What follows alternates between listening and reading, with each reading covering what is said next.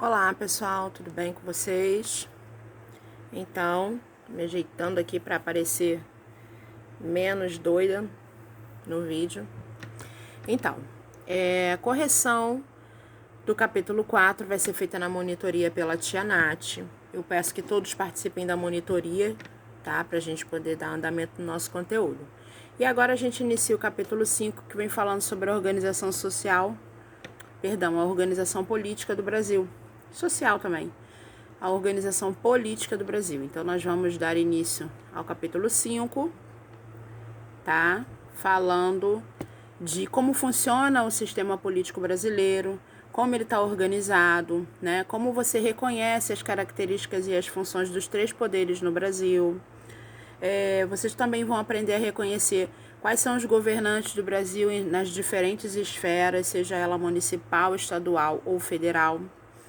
E também perceber a importância da política e da democracia, que ultimamente é até muito bem falada, né, muito questionada, na vida dos cidadãos, como identificar formas, inclusive, para a gente exercer a nossa cidadania. Muitas pessoas são bastante desconhecidas quanto ao poder de cidadão que exercem, que têm, né, numa sociedade. Então, vamos dar início e vamos diretamente lá para a página 296, onde a gente tem uma tirinha, uma HQ, na verdade, que diz o seguinte: Oi, Nina. Ontem foi dia de eleição e fui votar com a minha mãe. Ou fui com a minha mãe votar. Votar? Você não vota. Eu não votei. Minha mãe votou para presidente, governador, deputado, senador. Eu só acompanhei. Só um minuto, gente. Distante de acender. Agora sim. Melhorou. Eu esqueci de acender a luz. Vamos lá. Por que os adultos têm que votar? Eles votam para escolher os governantes, as pessoas que vão governar o Brasil, como presidente. O presidente é quem governa o Brasil, mas ele governa sozinho? Minha mãe falou que hoje em dia o presidente que governa, mas eu acho que ele não governa sozinho. Hoje em dia, antes do presidente, quem governava o Brasil? Ah, Nina, isso eu já não sei. Então, existem 3 perguntinhas aí que são muito importantes para a gente refletir, depois a gente volta nelas, tá? Em sua opinião, por que é importante que os adultos votem? Por que vocês acham que é importante um adulto votar? E aí vocês vão estar colocando a opinião de vocês sobre o que vocês já conhecem no que se refere à política no Brasil.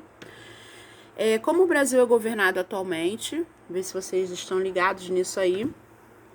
Foi sempre assim? Como o Brasil era governado antigamente? Bom, vocês estudam a história do Brasil, né? Então, eu acredito que vocês já saibam que existem diferentes tipos de governos e aqui no Brasil já existiu também um governo bem diferente do atual, né? Então, isso está na página 296, que é para vocês só fazerem uma reflexão no momento. Gente, que fiapo de cabelo é esse que não quer ficar quieto? E depois a gente volta nessas perguntas antes de finalizar o capítulo para ver se vocês conseguiram entender qual é o objetivo mesmo do capítulo. Então vamos para 297, onde a gente inicia a leitura que diz assim: No Brasil, as formas de governar e o jeito como os governantes são escolhidos mudaram bastante com o tempo. Na época em que os primeiros portugueses chegaram ao Brasil, eles eram governados por um rei, Dom Manuel I. Mesmo estando distante, ele era quem governava o território que hoje é o Brasil. O Brasil era uma colônia de Portugal, portanto, não tinha governo próprio. No Brasil, o rei era representado pelos donatários das capitanias e, posteriormente, pelo governador geral. Entre 1822 e 1889, aconteceu o seguinte: após a independência, o Brasil tornou-se um império e teve 2 imperadores, Dom Pedro I e depois seu filho Dom Pedro II. Nesse momento, o Brasil passou a ser uma monarquia própria, com poderes concentrados nas mãos do imperador. Após 1889, a República proclamada no Brasil A República foi proclamada no Brasil em 15 de novembro de 1889.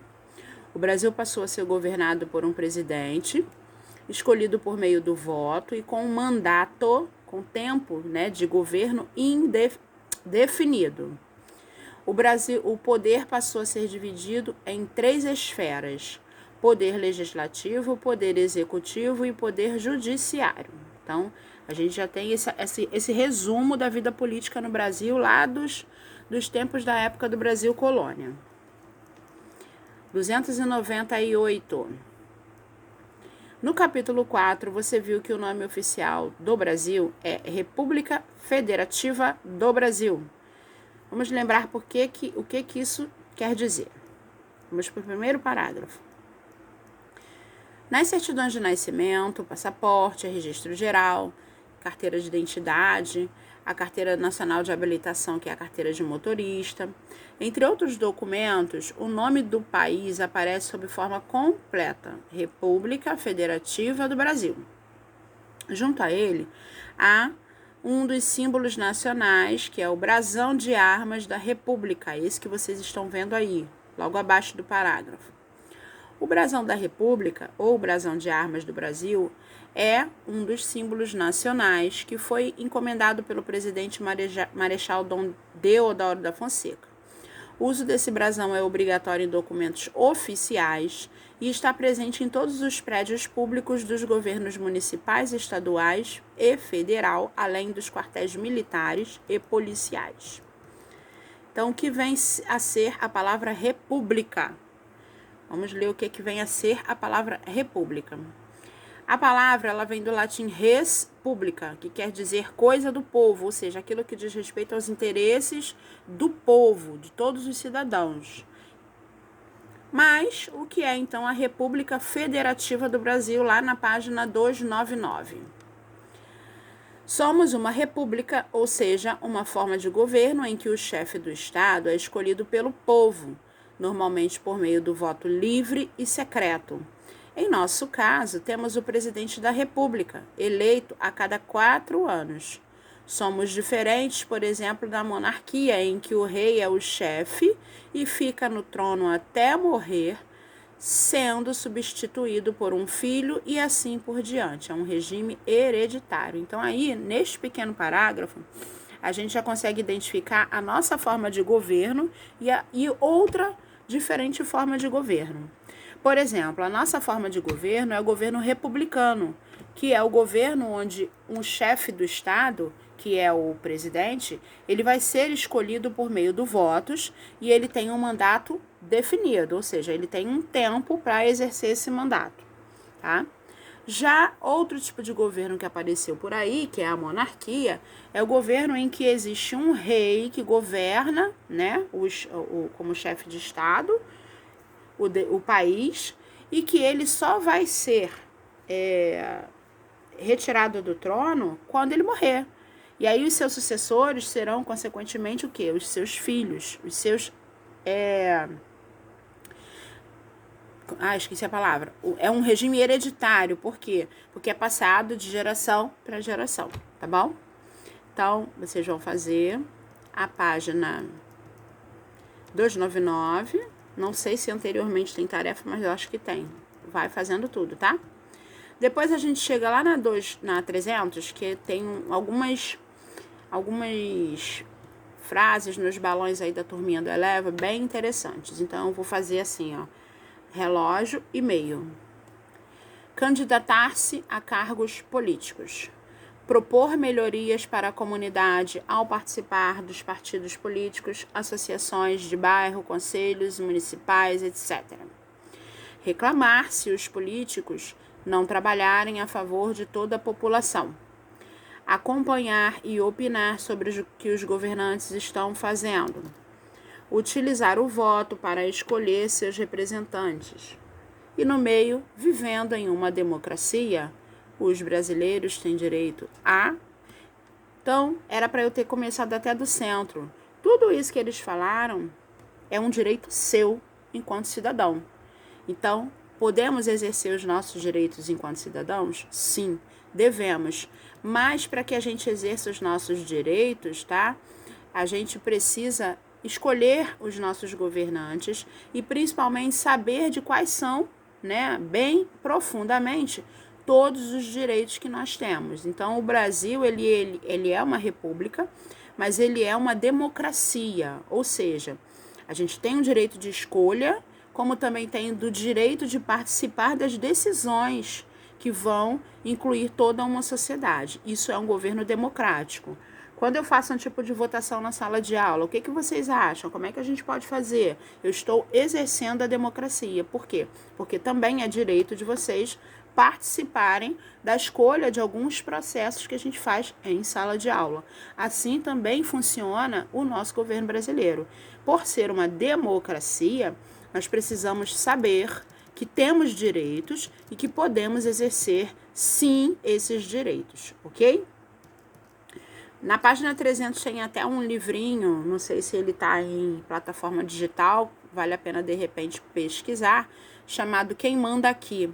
É um livro bem interessante que vai levar vocês a refletir sobre o governo, né, a posição política que existe no nosso país. Então, a gente vai lá para 301, que até agora nós falamos do governador geral do estado, que é o presidente da República, e agora nós vamos falar de outros poderes que também auxiliam a manutenção do governo de um país, ok? Os 3 poderes do Brasil, diferentes atribuições. Então, nesta página a gente tem uma imagem, que é a imagem da Praça dos Três Poderes, que fica lá em Brasília, no Distrito Federal, tá? E aí vocês vão responder o número 1, o que você acha que são os 3 poderes? É uma resposta pessoal, ok?